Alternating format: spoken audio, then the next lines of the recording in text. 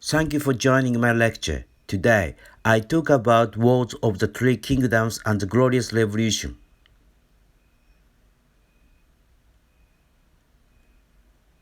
With the death of Queen Elizabeth I in 1603, the House of Tudor ceased, and King James VI of Scotland ascended the throne as King James I of England, beginning the House of Stuart.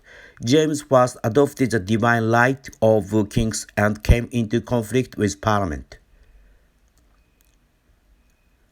James I's son Charles I levied taxes without parliamentary approval and pursued pro-Catholic policies which caused discontent of people.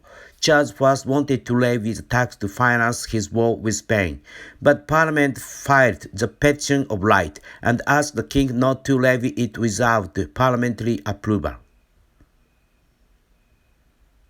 The conflict between the Puritan-led Parliament and the king deepened.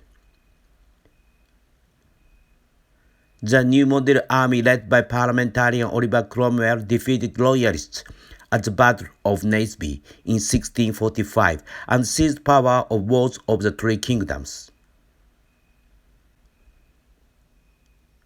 In 1649, King Charles I was executed by a trial.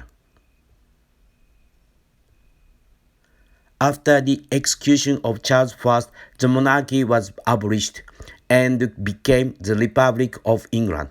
Cromwell became Lord Protector and effectively ruled England, Scotland, and Ireland. Cromwell invaded Catholic Ireland, massacred many people, and seized their land.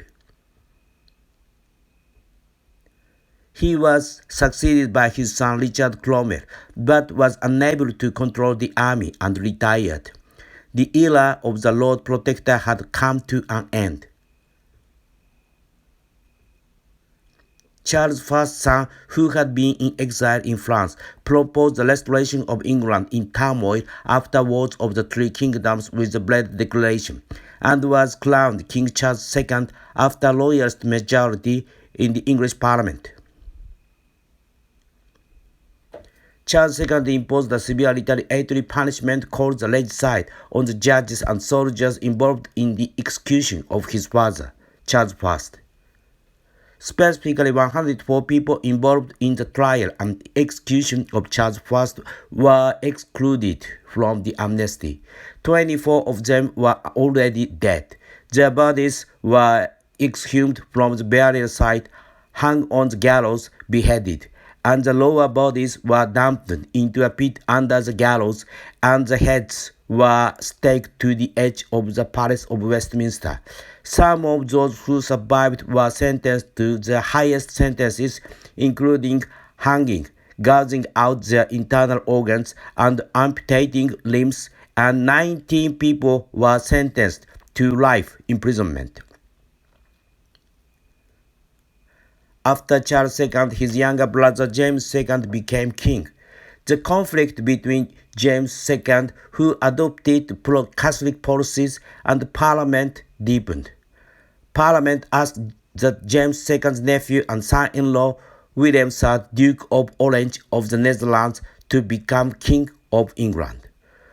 William III's army of 50,000 men met no resistance and was cheered and welcomed in London. James II fled to France. This is called the Glorious Revolution. James II's nephew and son-in-law of his daughter Mary, William III, Duke of Orange of the Netherlands, was crowned as King. William III of England as co-ruler.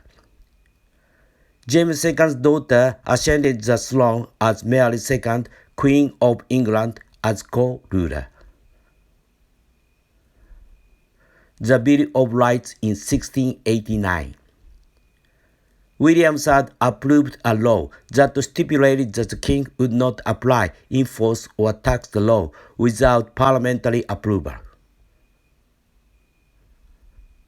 Through Wars of the Three Kingdoms and the Glorious Revolution, not only did the Anglican Church become a state religion, but the Bill of Rights limited the king's powers and established the foundation of British parliamentary politics.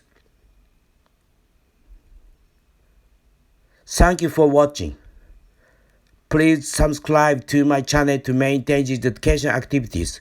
I'm looking forward to seeing you again.